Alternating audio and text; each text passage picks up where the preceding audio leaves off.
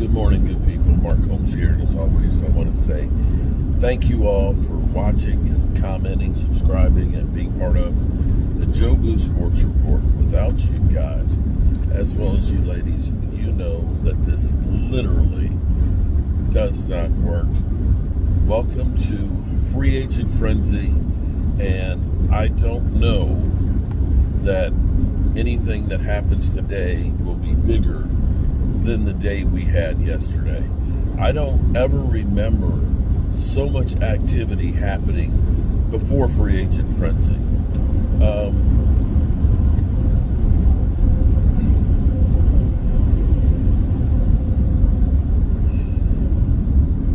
I'm going to be on the road most of the day today. I come to you today with a heavy heart, and I'm not sure how much content for the Free Agent Frenzy I'll be doing. My father-in-law passed last night, and I'm actually going up to take my dad to a doctor's appointment, so it's going to be kind of a crazy day. But what I realized last night, of course, and this morning is the sun always rises, with us or without us. And so things have to go on. I appreciate all of the thoughts and prayers and everything else. I am not unique dealing with a loss. We all have or will have losses that really touch us.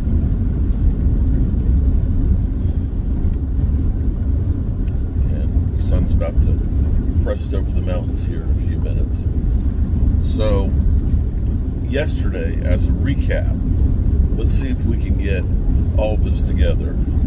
Everybody, and I mean everybody, was shocked to high hell that Myles Garrett ended up signing a mega deal to remain in Cleveland when it was thought that there was no chance in hell that he was ever going to play in Cleveland again. That his whole goal was, it's not about the money, it's about winning a Super Bowl. When people say it's not about the money, it's always about the money. Apparently, it doesn't matter how much you have, how much you make, you still want more. I guess, as Gordon Gekko said, greed is good. So you had that happen to start the day. You had Geno traded to the Raiders, which of course has a ripple effect towards us, because you now think that with the Raiders getting quarterback, that they may be looking at getting a running back, which means that Gentry may be in play with their pick at number 6, I believe. So he may be off the board for the Cowboys. Now, I will say that understand that this time of year is smoke and mirrors. Nobody wants their real plans to be known. And for the Cowboys to say they have no interest in drafting Gentry, I think that'll protest too much. You don't want to show your hand, and that's exactly what the Cowboys are doing there. I think if Gentry fell to them, they would definitely go ahead and do that one. DK Metcalf started out in the morning that we heard that he could be had for a second-round pick, that the Seattle Seahawks lowered their price, and the next thing we know, he is gone to the Steelers for a second-round pick. There was also, of course, Devontae Adams, who was signed by the Rams. And you have to be Cooper Kupp right now and say, at 30 years old, I thought I was too old, and now you got a guy who's even older to replace me. So those are the things that happen. Oh, I almost forgot. Josh Allen signs a 6-year, $330 million contract with the highest guaranteed money in the history of the NFL, $250 million. The contract averages $55 million per year, but has more guaranteed money than anybody else's. And immediately, Dak Prescott haters go, yeah, he took a team-friendly deal, even though it's more guaranteed money, than Dak. We can't do anything because we got Dak in his bad contract. In case you didn't notice, this morning as we wake up, we got $54 million in cap space, with another 18 coming on Wednesday for the rollover. And potentially, if the Cowboys get Micah Parsons' deal done or trade him, they will get more cap space. So that is not preventing the Cowboys from doing anything. Keep in mind, the Cowboys had 4 years of Dak Prescott, 3 of them which was $680,000, and the fourth one was $2 million, and they proceeded to do nothing, and you couldn't blame that on Dak Prescott. That's the way the Dallas Cowboys are. So, get over it. It's going to be what it's going to be. So, we then heard last night that surprisingly, the Dallas Cowboys weren't on vacation because they got Marquise Bell. 3 years, $12 million? 3 years, $12 million locked up. Now, you can say what you want about the Cowboys and things as we go into free agent frenzy, whether or not they actually do anything early on, other than maybe sign their own players. What we know is the Dallas Cowboys have not been players in free agency in forever. The biggest names that were out there are gone. Myles Garrett, of course, resigns. DK Metcalf trade. There's Trey Hendrickson, who you're going to have to trade for. The Cowboys aren't going to be in on that. They're not going to give up draft capital and money. And the question will be is, will Cooper Kupp be released and signed by the Cowboys? That seems to be the more likely signing for the Cowboys would be Cooper Kupp, because Cooper Kupp, of course, has a relationship with his college coach who is with the Dallas Cowboys currently. Whew. Okay. So there's all of that. Now, there's Harold Landry. Harold Landry, who's had 19.5 sacks over the last 2 seasons, who's averaged 9 sacks per year, who an article came out yesterday, Pro Football Focus, that said he disappears in games and sometimes his pass rush speed is not great. And literally, he got trashed where everybody said thanks, but no thanks. But then there's Joey Bosa, who got released, who has had about, I want to say 13 sacks over the last 3 years, who is the big hottie out there. And then there's also Khalil Mack, who had 6 sacks last year, 17 the year before, who's also out there. So those are some of the big names. There are guys like Hargrave on the interior defensive line. There's guys like Jonathan Allen that they're out there as well that could definitely be helpful to the Dallas Cowboys. And as we look at it, the areas of need for the Cowboys, you got to say linebacker. You got to say defensive line. You have to say swing offensive lineman. You have to say running back. You don't know if you're going to re-sign Rico. You got to say wide receiver. Those are definitely the bare minimum places that you have to go. You cannot fill them with the draft. You can't.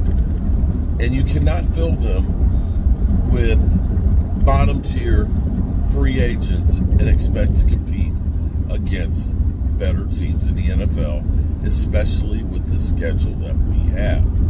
The NFC East, it's going to be brutal this year.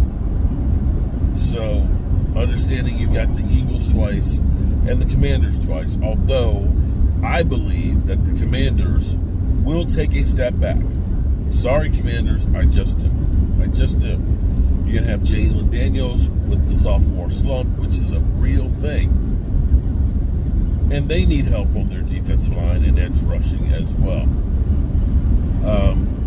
Getting Deebo Samuels, okay, that helps. Definitely gives them another target. But we don't know how effective Deebo is going to be. Deebo pinnacle was 2021, where he had 1,100 yards receiving, another 350 yards running the football. He was physical.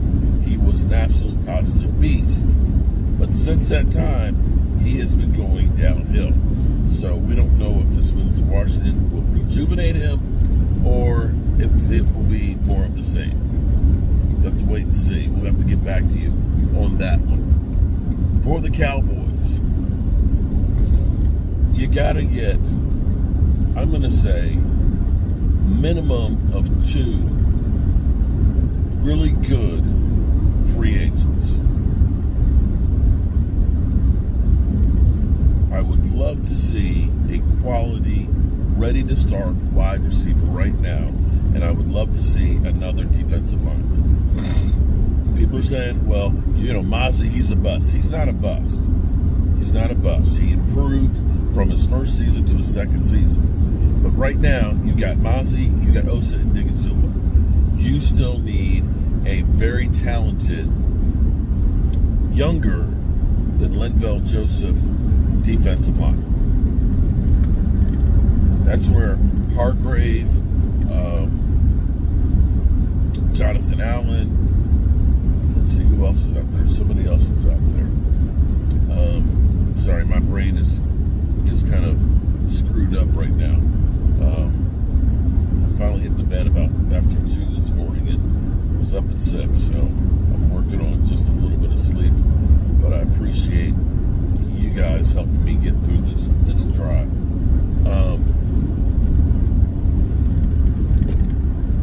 Can't remember who else. Hold on. Sorry, getting calls from people and things.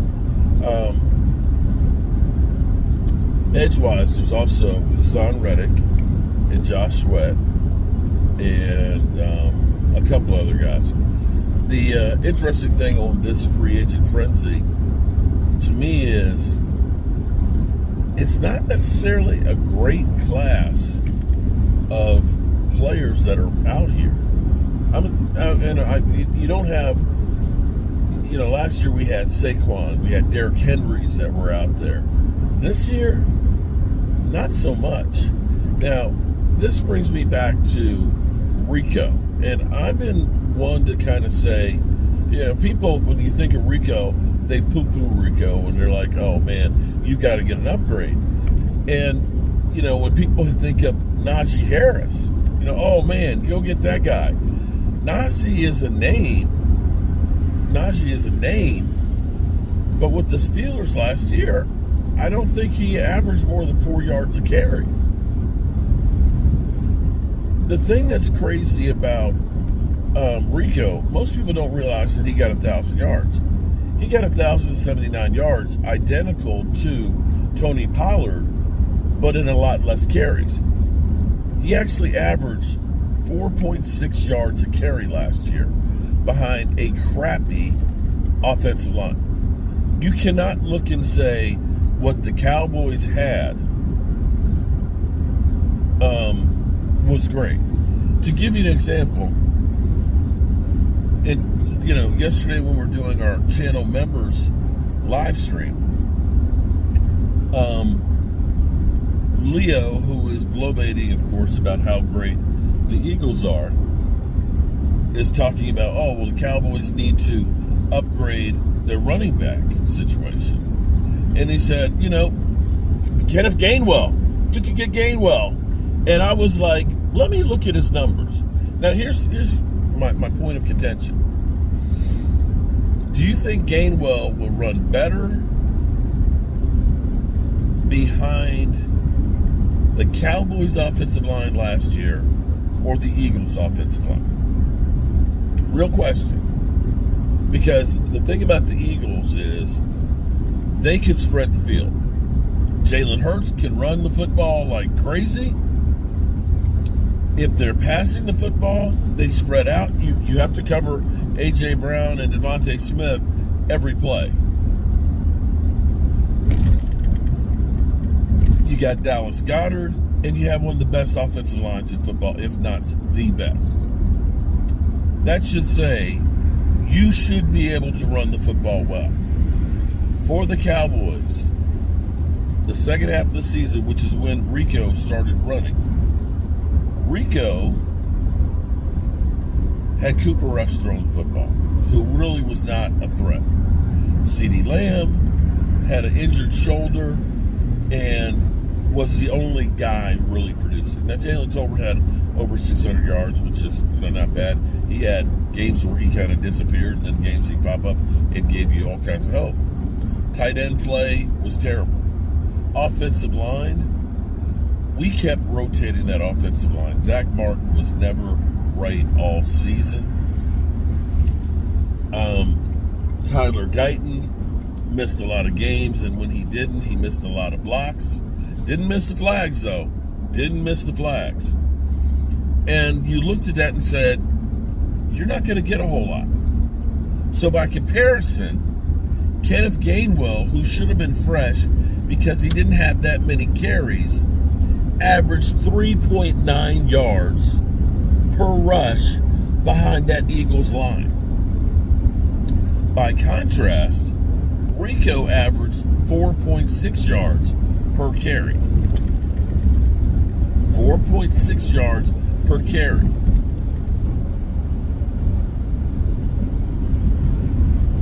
To give it another way, in all the years that Zeke Elliott ran the football for the Dallas Cowboys, only 2 years did he rush for more yards per carry than 4.6. He had 4.7 in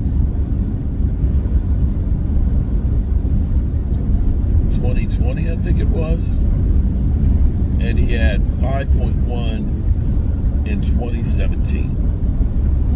A season that he missed 6 games because he was suspended.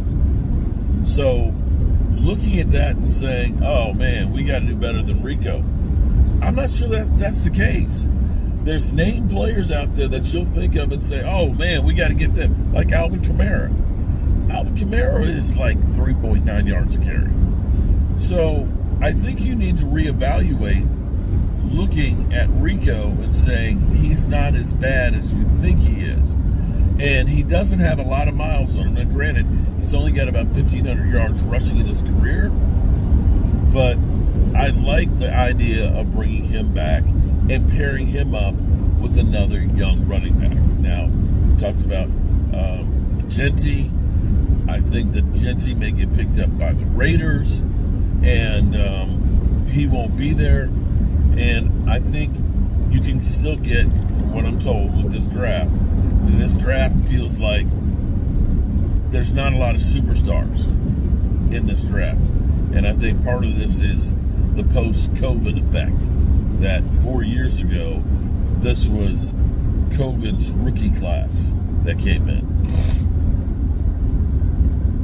There's not a lot of superstars from what I hear in this draft, but there are a lot of running backs. There's not a lot of receivers. So maybe you look at getting that running back in the second and third round, and you look for a bigger impact player with that other pick. And I wouldn't be a proponent of actually moving back in the draft to try and get ourselves some extra picks. Now, of course, the final thing we'll get into here is Micah Parsons. Max Crosby gets $36 million. Myles Garrett gets $40 million. The price tag always goes up. The Cowboys always wait to get their big deals done, and it costs them. You got to figure that T.J. Watt is scheduled to get paid again too. They'll go ahead and do extension for him, free up some more cash. Would not surprise me if they went ahead and did his deal and got it done right now, because they may want to sign Sam Darnold, Aaron Rodgers, something of that nature. And by giving the extension to to T.J. Watt, they can free up some more money and they can lock it down. In which case, the price continues to go up. The funny thing to me is, I've got listening to some people. They, of course, is like, you would think this is money coming out of your wallet, because it's like, oh no, I'm not paying Micah $41 million. No, screw that. Trade him. People.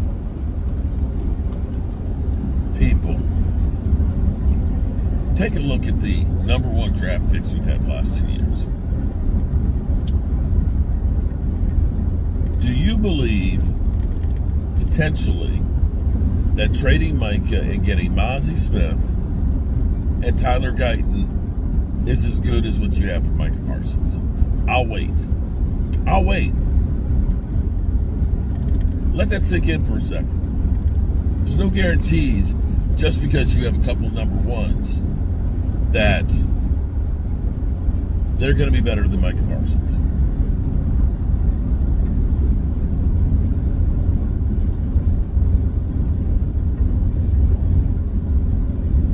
And I will say, more than likely, you're not going to have the Tennessee Titans trading for Micah Parsons. More than likely, it would be a team that's really good, like, say, a Buffalo Bills,